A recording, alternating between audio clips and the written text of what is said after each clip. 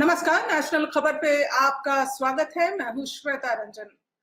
आज एक बहुत ही अहम खबर आई है जो मैं चाहती हूँ कि आपसे साझा किया जाए।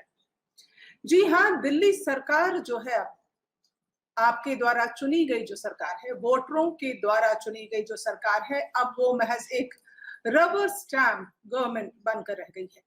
मैं ऐसा इसलिए कह रही हूँ कि क्योंकि जीएनसीटीडी यानी government of national capital territory of Delhi amendment act के जो नए प्रोविजंस हैं वो लागू कर दिए गए हैं। केंद्र सरकार ने संशोधित कानून जो है उसको लागू किया है। इसके तहत जो उपराज्यपाल हैं उनकी ताकत मुख्यमंत्री से अधिक हो जाएगी।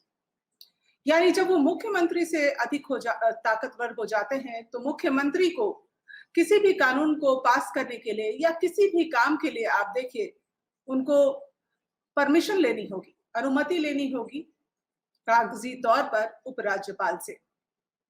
दिल्ली में राष्ट्रीय राजधानी राज्य क्षेत्र शासन अधिनियम यानी एनसीटी 2021 को लागू कर दिया गया है।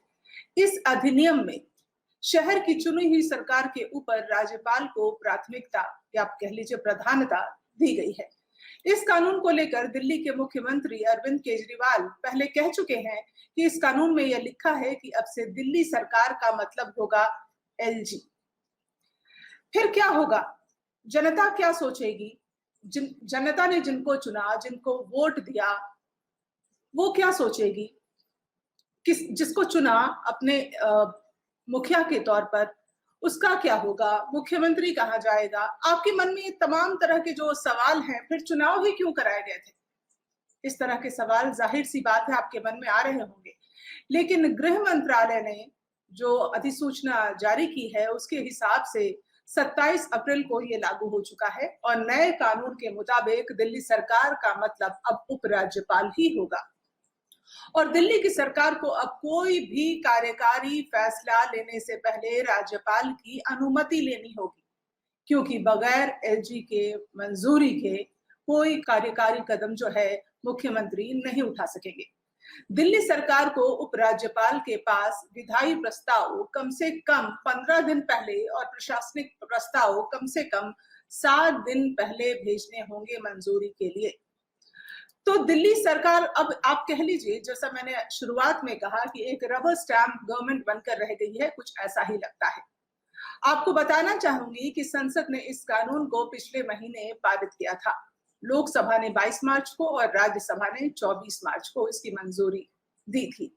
जब इस विधेयक को संसद ने पारित किया था तब दिल्ली के मुख्यमंत्री अरविंद केजरीवाल, जाहिर सी बात है जब उनकी ताकत कम हुई है और उनके पास अब ताकत नहीं रह गई, महज एक मुख्यमंत्री स्टैम्प के तौर पर वो रह गए हैं, तो उन्होंने कहा था ये भारतीय लोकतंत्र के लिए दुखद दिन है। उन्होंने ऐसा करार दिया था। इस कानून में शहर की चुनी हुई सरकार के ऊपर राज्यपाल को प्राथमिकता रहेगी। तो इसका जो अर्थ है, दिल्ली सरकार में अब जो अर्थ है, सरकार का मतलब अब उपराज्यपाल ना कि मुख्यमंत्री, ये आप अपने जहन में बैठा लीजिए, क्योंकि नए कानून के हिसाब से यही होने वाला है।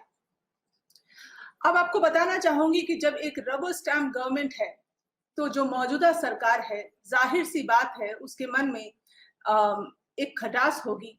उन्होंने विरोध भी दिखाया अलग अलग तरीके से, लेकिन पिछले दिनों मनीष सिसोदिया ने कहा कि अगर इस तरह से कानून आ जाते हैं संशोधन होके जिसमें कि एलजी की पावर जो है वो बढ़ा दी जाती है, वो ऐसा केंद्र सरकार इसलिए करना चाहती है क्योंकि अरविंद केजरीवाल जो है वो प्रधानमंत्री नरेंद्र मोदी से ज्यादा पॉपुलर हो रहे हैं। 2 बार जनता ने लगातार उनको चुना है और मुख्यमंत्री की कुर्सी पर बैठाया है, सर आंखों पर जनता ने लिया है, तो उसकी पॉपुलैरिटी जो है वो केंद्र सरकार को नहीं भा रही है।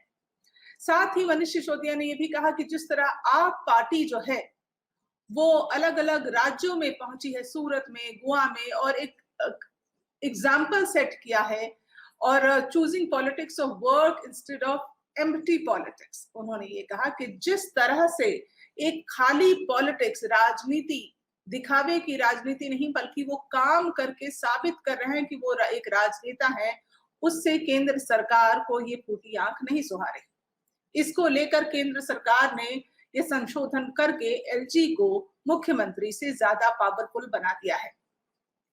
ये समझना जरूरी है कि दिल्ली में उपराज्यपाल के पास पहले से ही काफी प्रशासनिक ताकत है। उनके दायरे में जमीन, कानून और प्रशासन से जुड़े जो बहुत सारे मामले आते हैं, अब उनकी ताकत में और इजाफा होगा और उनकी ताकत जो है वो बढ़ाई जाएगी। केंद्र सरकार अब एक और अधिसूचना जारी करेगी जिसके तहत एलजी को नए विभाग सौंपे जाएंगे, दिए जाएंगे। अभी इसकी अधिसूचना जो है वो जारी नहीं की गई है। तो ये क्या केंद्र सरकार जो है वो केजरीवाल की ताकत को सीमित करना चाह रही है? शायद इसलिए ये जो है पारित किया गया है, संशोधित एक्ट जो है लेकर आया गया है। लेकिन एक बड़ा मुद्दा जो ये सामने आता है कि क्या एक फरेब है, ये एक किस्म का फरेब है दिल्ली की जनता के साथ, जिन्होंने वोट डालकर अपने राजनेता को चुना, जिन्होंने वोट डालकर अपने मुख्यमंत्री को चुना, क्या उनके साथ ये एक किस्म का फरेब किया गया है? तो दिल्ली सरकार जो कि पहले से ही एक फुल स्टेटहुड की डिमांड रख रही थी, मांग कर रही थी। कई बार आपने खबरों में सुना होगा, एक किस्म की तनातनी चल रही थी एलजी के बीच और साथ ही अरविंद केजरीवाल मुख्यमंत्री के बीच।